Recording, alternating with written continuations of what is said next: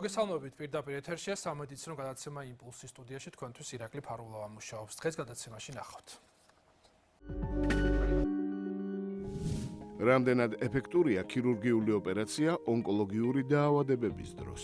როგორია კიბოს საწინააღმდეგო მკურნალობის თანამედროვე მიდგომები და ინოვაციური ტექნოლოგიები? იმპულსის ევროპული ტური გრძელდება. გერმანიის ქალაქ უნაში მომუშავე ნევროლოგი გრიგოლ კვანტალიანი რა გზა გაიარა ქართველმა ექიმმა გერმანულ ჰოსპიტალში მუშაობის დაწყებამდე და რა უნდა გაითვალისწინონ მომავალმა ექიმებმა. დღეს ჩვენი თემა ერთ-ერთი ყველაზე აქტუალური და მნიშვნელოვანია, რადგან ვისაუბრებთ დაავადებაზე, რომელიც შეიძლება ნებისმიერი ადამიანის პრობლემად იქცეს. ონკოლოგიური დაავადებები მსოფლიოს ბევრ ქვეყანაში და საქართველოში ერთ-ერთი ყველაზე გავრცელებულია და მრავალი ადამიანის სიცოცხლეს ემუქრება. მიუხედავად იმისა, რომ კიბო საკმაოდ მძიმე დაავადებაა, ბევრმა შეძლო ამ დაავადების დამარცხება და ახლო მომავალში როგორც მეცნიერების, ასევე თანამედროვე ტექნოლოგიების დამსახურებით კიბოს მკურნალობის შესაძლებლობები სულ უფრო ფართოვდება. როგორც სხვა დაავადებების დროს, ონკოლოგიური წარმონაქმნების ადრეულ ეტაპზე აღმოჩენა კვლავ მნიშვნელოვანია და ზრდის მისი განკურნების შანსებს. ამ თემაზე კი ჩვენი სტუმარი, ონკოქირურგი, მედიცინის დოქტორი მემედ ჯინჯარაძე ისაუბრებს. მოგესალმებით ბატონო მემედ, დიდი მადლობა სტუდიაში სტუმრობისთვის და და ვისაუბროთ ძალიან აქტუალურ თემაზე, მით უმეტეს თებერვლის დასაწყისში ზოგადად აღინიშნება კიბოს წინააღმდეგ ბრძოლის დღე და 4 თებერვალი და ზოგადად თებერვლის თვე პრაქტიკულად მიძღვნილი არის ონკოლოგიური დაავადებების წინააღმდეგ და ფართოდ ხორციელდება ის კამპანია, რომელიც მიზნად ისახავს ამ დაავადების შესახებ ინფორმირებლობის გაზრდას. პირველ რიგში სანამ უშუალოდ სიმსივნეების მკურნალობაზე გადავალთ, ვისაუბროთ, რომელი არის ყველაზე გავრცელებული ონკოლოგიური პრობლემა ჩვენს ქვეყანაში და მსოფლიოში, ასევე მამაკაცებშიც და ქალებშიც. კიბოთი ავადობა მაღალი არის და მაღალია მისი მატების ტენდენცია. როგორც საქართველოში, ისე მთელ მსოფლიოში. და ფაქტიურად ეს პრობლემა გახდა სოციალური, იმიტომ რომ მარტო ექიმები ამ პრობლემას ვერ გადაჭრის მოსახლეობისა და ხელისუფლების თავრობის მხარდაჭერის გარეშე. ამიტომ ტარდება ეს დღეები თებერვალში და ასე აღნიშნება მთელ მსოფლიოში, როგორც ჩვენთან აჭარაში, ბათუმში. ანუ მარტო 4 თებერვალი არ არის, პრაქტიკულად მთელი თებერვლის განმავლობაში სხვადასხვა ქვეყანას ეროვნული კალენდარით გათვალისწინებული სხვადასხვა ღონისძიება აქვს და პრაქტიკულად ონკოლოგიური პრობლემები სხვადასხვა ნოზოლოგიასაც მოიცავენ და ეს ძალიან მნიშვნელოვანია, იმიტომ რომ ვიცით რომ კიბოს ადრეული აღმოჩენის შემთხვევაში მისი დამარცხება შესაძლებელია. რა თქმა უნდა. გავრცელება როგორია, ესე იგი ქალებში, კაცებში ავადობა სხვადასხვაა. ქალებში პირველი ადგილი ძუძუს კიბოს უკავია, შემდეგ მოდის საშვილოსნოს ტანი, საკვერცხლები და ასე შემდეგ. მამაკაცებში პირველი ადგილი უკავია ფილტვის კიბოს. დღეს რომ აღვნიშნოთ ისეთი მომენტი, რომ თქვათ ერთ დღეს სოფლიომ შეწყვიტა თამბაქოს მოწევა, ხო? ფილტვის კიბო მამაკაცებში პირველ ადგილზე კი არ იქნება, ათეულშიც ვეღარ მოხდება. ანუ პრაქტიკულად თამბაქო არის დამნაშავე თამბაქო არის პირდაპირ კავშირში ფილტვის კიბოს განვითარების.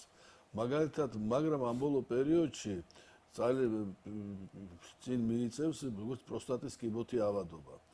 პროსტატი კიბოთი ავადობა, მისი სიკვდილიანობა შეუდარებლად დაბალია, ვიდრე ფილტვის კიბოთი სიკვდილიანობა. ცოტა უფრო ადრე გვაძლევს ნიშნებს არა, მიუხედავად იმისა, რომ პროსტატის კიბოს დიაგნოსტიკა თავის 80% შემთხვევაში მეოთხე სტადიაში ხდება, მიუხედავად ამისა, რომ დღევანდელი თანამედროვე ტექნოლოგიები განვითარებულია ამ მიმართ, რომ ადრეულ სტადიაში გამოავლინოთ პროსტატის კიბო, სკრინინგით სტარტდება პროსტატის კიბოს მიმართებაში, სპესია და ასე შემდეგ, მაინც ყველაზე დიდი მიღწევა სხვადასხვა ქვეყნებში არის ის, რომ მეოთხე სტადია დაყვანილი იქნა 60%-მდე, მაგრამ ნახევარზე მეტი სკრინინგის დამსახურებაც არის ალბათ. სკრინინგის და თანამედროვე ტექნოლოგიების, სამედიცინო სადიაგნოსტიკო საშუალებების.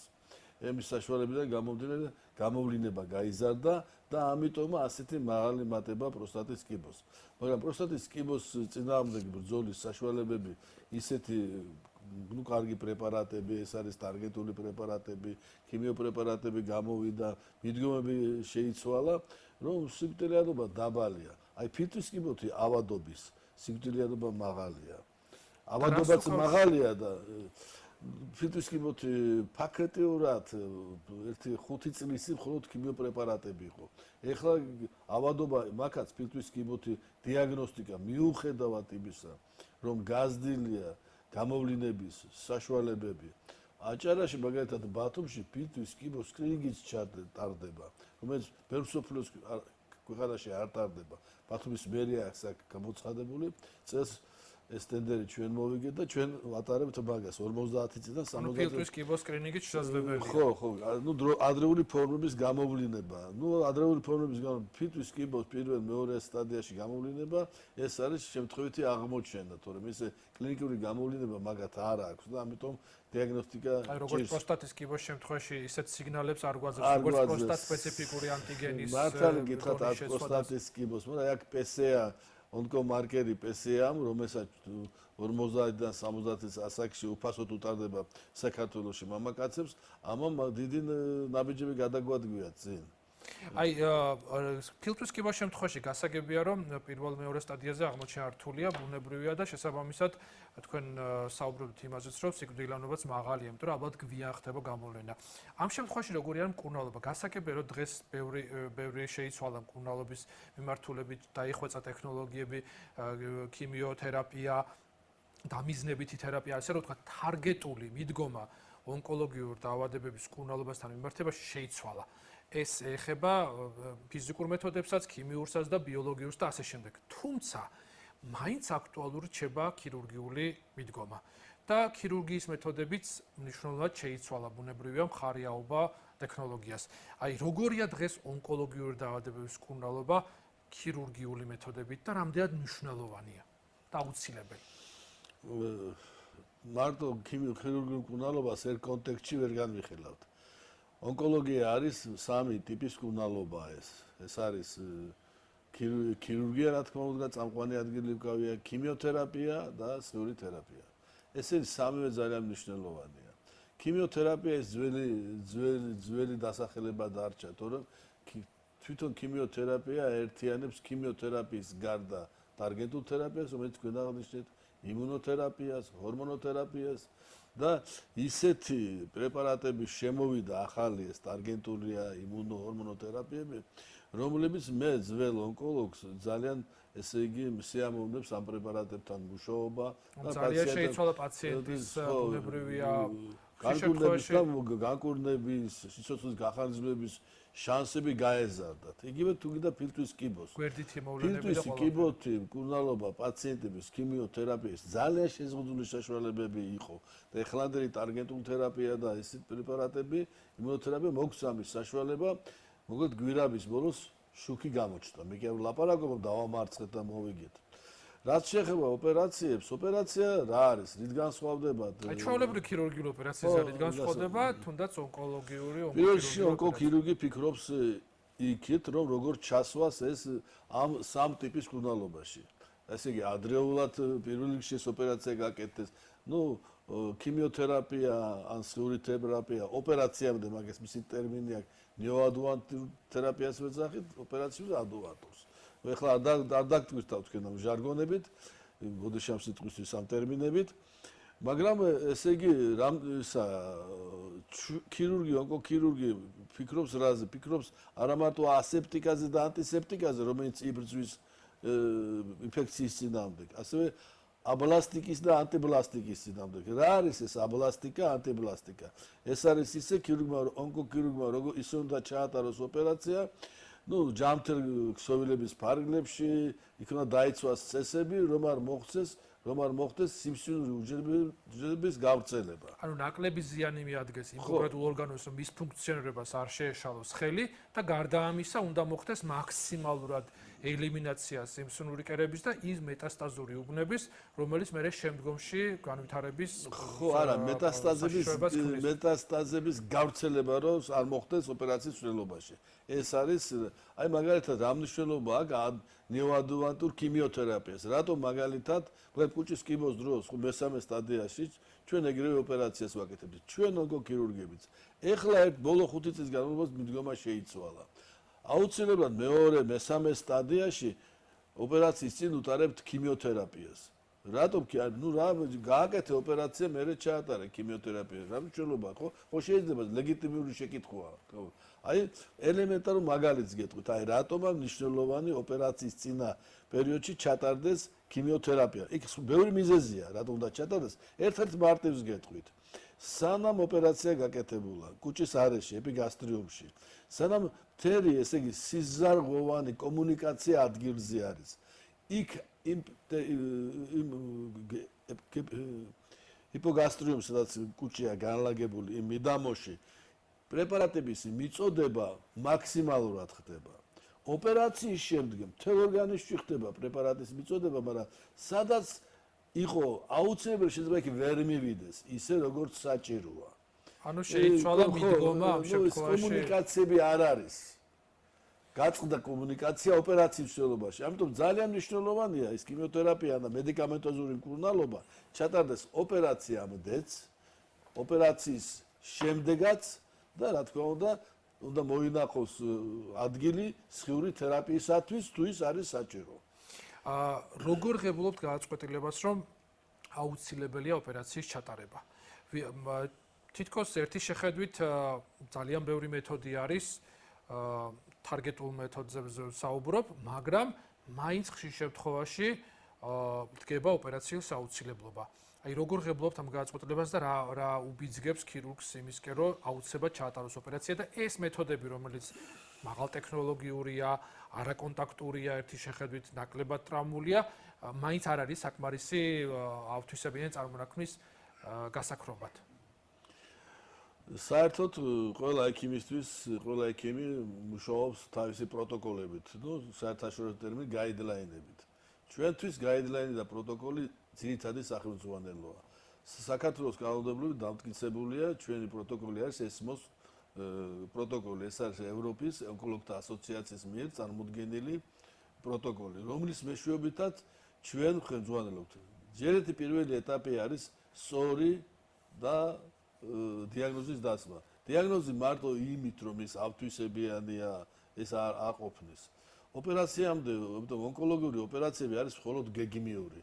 ოპერაციამდე უნდა ჩვენ ვიცოდეთ სიმსივნის გავრცელება, სადა, როგორ არის ლოკალიზებული, არის ის თუ არა ჩაზრდილი ახლომდებარე სასიცოცხლო ორგანოებში, თუ არის მეტასტაზები, სად არის ის გავრცელებული. ეს არის ახლომდებარე მეტასტაზები, რომლებიც ჩვეულებრივად ლიმფადოსექციით და სიმსივნისთან ამოკვეთეს ერთად ხერხდება, ან და შორეული მეტასტაზი. როგორ ვიქცევით ამ შორეულ მეტასტაზთან დაკავშირებით? ძალიან ბევრი ფაქტორი არის, გაიდლაინები განსაზღვრული. სტადიას ვადგენთ სტადიას და მე აქედან აღარ ყოფნის მარტო ჰისტოლოგია, უკვე მივყვებით გენეტიკურ მოლეკულურ ანალიზებსაც. ამასაც დიდი მნიშვნელობა აქვს ტაქტიკის განსაზღვრებლად. დღეს უკვე ძალიან მოლეკულური, ძალიან საბაზისო დონეზე დავიდა, როცა ქირურგოს მკურნალობას ეხება საუბარი, თუ რა ტიპის ონკომარკერები შეიძლება იყოს მნიშვნელოვანი, რა ტიპის გენეტიკური მკურნალობის მეთოდები შეიძლება იყოს გამოყენებული და რაც უფრო მეტი დრო გადის, მით უფრო ტარგეტული და მით უფრო დამიზნებული ხდება ეს ყველაფერი. აი ახლა ასევე ვისაუბროთ. დავასრულოთ და თქვენი შეკითხვა არ დამისრულებთ, თავარიზე არ გავგესწრით პასუხი. იმაში როგორ ხდება კონსილიუმით, საქართველოს კანონმდებლობით, როდესაც დიაგნოზი სრულყოფილად დაისმება, შემდეგ სამკურნალო ტაქტიკას წვითავს საექიმო პროფილური კონსილიუმი. აუცილებლად მონაწილეობდეს ონკოხირურგი, სხიური თერაპევტი, კლინიკური ონკოლოგი და აუცილებლად მონაწილეობდეს რადიოლოგი, მასალად მონაწილეობენ მორფოლოგები, დიაგნოსტიკის სამყარო ჩვენთან კონსილიუმში 20 კაცი ვღებულობთ 20 სპეციალისტი. აი კონსილიუმმა უნდა მოქცეს ნებართვა პაციენტის მკურნალობის დაწყებისათვის. ახლა ეტყვის რატომ ეს სავალდებელოა? შეცდომების თავიდან ასეცირებლად არის შემთხვევები, როდესაც პროტოკოლი შენ ვერ გეუბნება სრულყოფილად ასე მოიქეცი თუ ისე მოიქეცი. აძლევს საშუალებას ექიმს გადაწყვეტილება თვითონ მიიღოს. ისეც შეიძლება ასე თქვათ, წინა საოპერაციო ქიმიოთერაპია შეიძლება არა, გეუბნება, შენ მიიღე გადაწყვეტილება. ზოგადად აი ამ გადაწყვეტილის მიღებაში მაინც საბოლოო სიტყვას ამბობს კონსილიუმი. იქ შეიძლება მე გადავწყვიტე, როგორც ქირურგმა, ვთნიდე ოპერაციის ჩატარება არის სავალდებულო. ქიმიოთერაპევტმა გამიწიოს წინააღმდეგობა და მითხრას არა ბატონო მემეთ, აქ ჯერ ქიმიოთერაპია საჭირო. დებატია, გამშელობა არის. თუმცა კონსილიუმი წვითავს ამას, რა ჯობია ამ კონკრეტულ შემთხვევას. ბატონო მემეთ, ლაპაროსკოპიულ ოპერაციას რა უპირატესობა აქვს ღია ტიპის ოპერაციასთან შედარებით და რამდენად უფრო აქტიურად გამოიყენება დღეს ლაპაროსკოპიულ ოპერაციები, როდესაც ონკოლოგიური პრობლემის მკურნალობას ეხება საქმე ღია ოპერაციებთან შედარებით? ლაპაროსკოპიულ ოპერაციებს მისი ჩვენება აქვს. ლაპაროსკოპიული ოპერაციები უკეთესია ჩატარდეს პირველ მეორე სტადიაში, უფრო მარტივ შემთხვევაში, არანაოპერაციებ პაციენტზე და ასე შემდეგ. რა თქმა უნდა, ის უფრო ნაკლებ ტრაუმული ოპერაცია არის და ოპერაციის შემდგომ პერიოდში პაციენტები ხშირად მესამე-მეოთხე დღეს იწერებიან სახლში. ვიზუალიზაცია კარგია და ამ მხრივ თვალთან შედარებით ბუნებრივია ლაპაროსკოპიულ კი, ვიზუალიზაცია რა თქმა უნდა უკეთესია, ტექნიკური აღჭურვილებაა შესაბამისი საჭირო და მომავალი რა თქმა უნდა ლაპაროსკოპიული ოპერაციების არის. მოვა ესეთი დრო, რომ რთულ სტადიებშიც, რთულ შემთხვევებშიც წამყვანი მაინც ლაპაროსკოპიული იქნება. თუმცა ხშირად კეთდება არალაპაროსკოპიული ოპერაციები და ამ შემთხვევაში რა დროს არის აუცილებელი, იმიტომ რომ ვიცით რომ შემთხვევაში კერების აღმოჩენას ანუ გამოცდილი ქირურგის თვალი უფრო ადვილად ქირურგის გამოცდილებიდან გამომდინარე.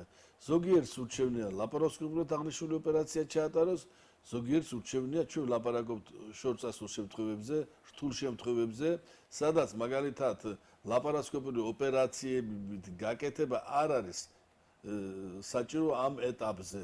საუბრის დასასრულისკენ ბატონო მემედ რა არჩევას მიცემდით იმ ადამიანებს, ვისაც ელოდება ეს ოპერაცია, ვისაც დაუდგინდა სიმსივნის დიაგნოზი და მას სჭირდება ოპერაციული ჩარევა.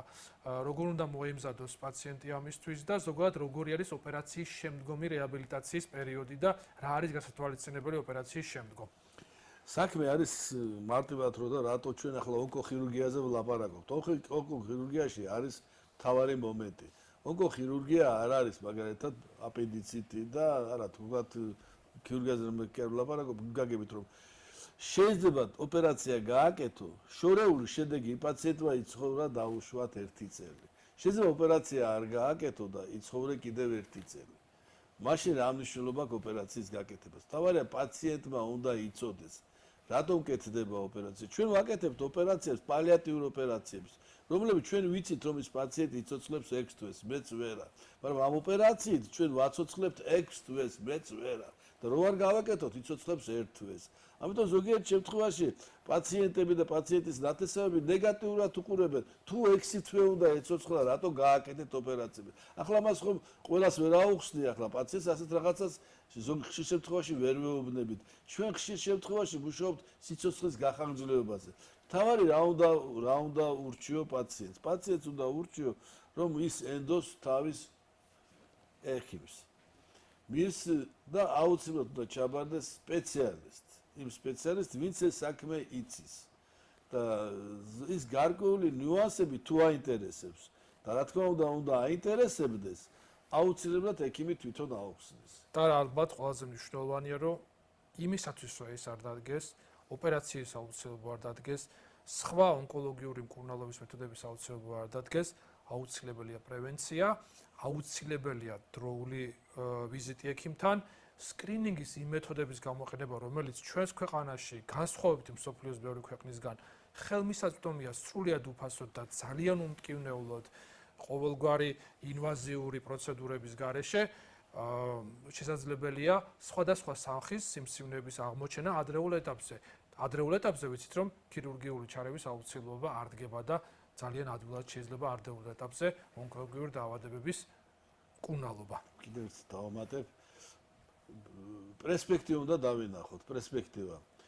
91 წლიდან ვარ ონკოქირურგი, 1991 წლიდან. ქირურგიული ოპერაციების მოცულობა ძალიან დიდი იყო. აი მაგალითად ონკომამოლოგია, ონკოქირურგია უკვე ისე ილევანენელა მიდის, რომ საბოლოოდ ონკომამოლოგია დარჩება პირველად კერის ბიოფსიით და ბიოფსიით იღლის ფოსოში არსებული ლიმფური კვანძით. იმიტომ რომ ფაქტიურად ისეთი პრეპარატები შემოდის და ისეთ კურნალობას უტარებთ ჩვენ მაგ პაციენტებს ოპერაციის წინა პერიოდში, რომ სიფსიმე საერთოდ კრება და ხშირად გვიხდება უბრალოდ არც მამოგრაფიაზე ჩანს, არც კომპიუტერზე ჩანს, უბრალოდ არსებულ მონაკვეთზე, სადაც სიფსიმე იყო, ის უნდა ამოიკვეთოს, იქ დარჩა თუ არა ავთვისებიანი სიფსინური უჯრედები. ძირითადი მაინც კურნალობა იქნება პრეპარატებით მომავალში და მოვა ის დღეც დარწმუნებული ვარ, როდესაც მედიცინა ონკოლოგია საერთოდ გაემარჯვებს და იქნება ის კურნალობა მედიკამენტებზე. თუმცა ამ ეტაპზე კიბო დაუმარცხებელია, კიბო პრობლემაა და კიბო არის სამყარო ონკოლოგიურ პაციენტების კურნალობაში. არც ერთი იშვიათია 80% ონკოლოგიური პაციენტისა, 80% ონკოლოგიური პაციენტებს უტარდება ოპერაცია. ხო 80% რჩება ოპერაციის გარეშე. და ასევე არ უნდა დაგვაუწყდეს, რომ კიბოს ამ ეტაპზე კიბოს კურნალობის საუკეთესო გზა არის მისი დროული აღმოჩენა და პრევენცია. დიდი მადლობა ტომებეთ და საინტერესო რჩევებისთვის. დაგემშვიდობებით. შეგახსენებთ იმპულსის შეკითხვებს ონკოქირურგი მედიცინის დოქტორი მემედ ჯინჯარაძე პასუხობდა. ეხლა კი შემდეგი თემა. ვაგრძელებთ ჩვენს ახალ რუბრიკას, რომელიც ევროპაში მოღვაწე წარმატებულ ქართველ ექიმებს ეხება. გერმანია მედიცინაში ერთ-ერთი წამყვანი ქვეყანა. ქართველ ექიმებს პროფესიული ზრდისთვის დიდ შესაძლებლობას სთავაზობს. თუმცა გერმანიაში მუშაობა არ არის მარტივი. ის მოითხოვს სპეციალური წესების, რეგულაციების, კვალიფიკაციისა და მუდმივი განვითარების პროცესს. როგორ მოახერხეს ქართველმა ექიმებმა ამ გამოწვევების გადალახვა? რა განსხვავებები არსებობს გერმანიის და საქართველოს სამედიცინო სისტემას შორის? როგორ ხდება დიპლომის აღიარება და სხვა აქტუალური თემები იქნება ჩვენს შემდეგ სტუმართან საუბრის თემა. უნაში მომუშავე ქართველი ნევროლოგი გრიგოლ კვანტალიანი საკუთარ გამოცდილებას გაგვიზიარებს. გამარჯობათ, მე ვარ გრიგოლ კვანტალიანი, გერმანიაში მოღვაწე ქართველი ექიმი. ჩემი გზა იწყება 2007 წლიდან, როდესაც თბილისში სახელმწიფო სამედიცინო უნივერსიტეტში სამკურნალო ფაკულტეტზე, მედიცინის ფაკულტეტზე ჩავაბარეთ, ვისწავლეთ 2013 წლამდე, 2013 წელს უკვე გამოსაშვები გამოცდის ჩაბარების მერე დიპლომის აღების მერე უკვე წამოვიდით პირდაპირ გერმანიაში და ვაგრძელებთ უკვე გერმანიაში სამედიცინო მოღვაწეობას. 2018 წლიდან უშუალოდ უკვე ხვდები ქალაქ უნას ქრისტილშე კლინიკუმში, მწვავე ნევროლოგიის განყოფილებაში, ასისტენტ ექიმად ბატონი ზაზა კაცარავას ხელმძღვანელობის ქვეშ.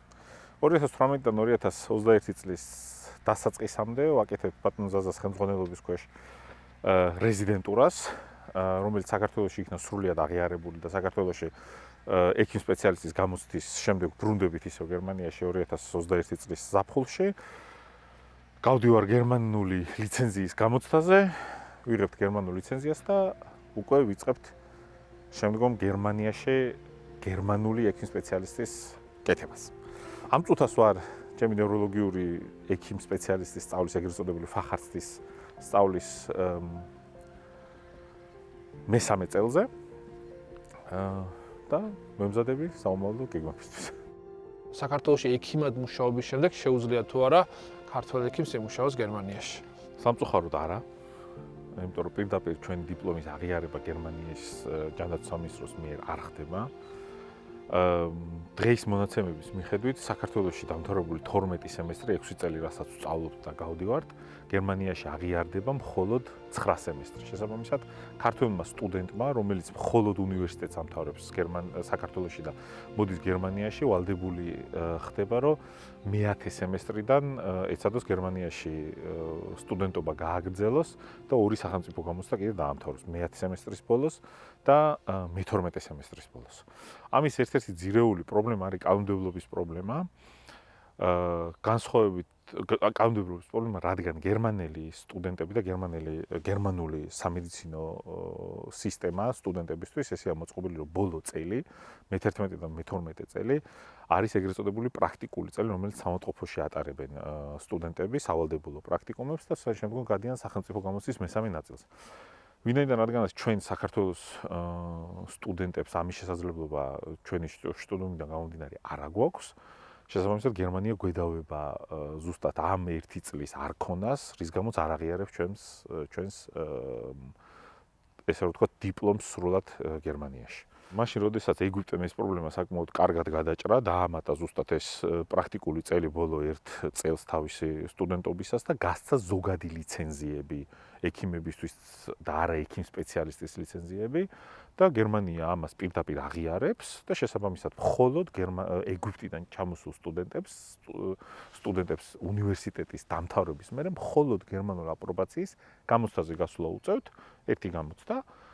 თუ ეს გამოცდა ჩააბარეს, იღებენ პირდაპირ გერმანულ ლიცენზიას და აგრძელებენ უკვე გერმანიაში სამედიცინო მოღვაწეობას და ეგრეთ წოდებული ექიმ სპეციალისტის ფახარცდის გაკეთებას. რეზიდენტურის დამთავრების შემდეგ საქართველოში ჩვენ გერმანიაში ესეა, როდესაც ამთავრებს გერმანელი სტუდენტი აქ 6 წელს სტუდენტობისას, პირდაპირ ეცლება ზოგადი ლიცენზია. საქართველოში სამწუხაროდ ლიცენზია პირველად გაიცემა მხოლოდ და მხოლოდ ექიმ სპეციალისტის, ესე იგი რეზიდენტურის დამთავრების შემდგომ და ეს ზოგადი ლიცენზიის საფეხური ჩვენთან არ არსებობს. ჩვენთან არის მხოლოდ დიპლომი უნივერსიტეტის, ესე იგი ზოგადი მედიკოსის დიპლომი, რომელსაც აქაური სისტემა არაფერში არ აღიარებს რა. ამიტომ სანამ ლიცენზია ხელში არ გვიჭირავს, ჩვენს სტუდენტობას დასრულებულად ესენი არც ვთვლიან. აქ გაგრძელების გზები ყველაზე მარტივი არის თუ საქართველოში რეზიდენტურას მორჩებით და ავიღებთ პირდაპირ